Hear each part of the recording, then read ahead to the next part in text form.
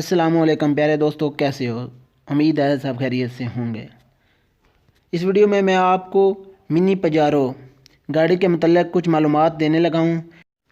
यह गाड़ी सेल के लिए नेट पर शो की जा रही है। मालिक का नंबर नीचे डिस्क्रिप्शन में आपको मिल जाएगा। आप जो बात करना चाहते हैं कर सकते हैं और अपना रेट मुका सकते हैं।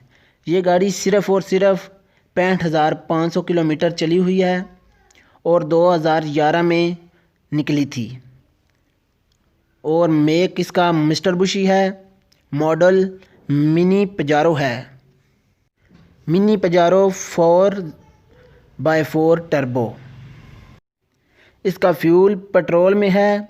कंडीशन यूज्ड हो रही है और रजिस्ट्रेशन इस्लामाबाद में है। इसके कागजात मुकम्मल कंप्लीट हैं। आप रब्ता कर सकते हैं। अगर किसी भाई को ये चाहिए तो नीचे डिस्क्रिप्शन में इसका नंबर मौजूद है, आप ले सकते हैं। अगर वीडियो पसंद आए तो वीडियो को लाइक कर दें। Thanks for watching.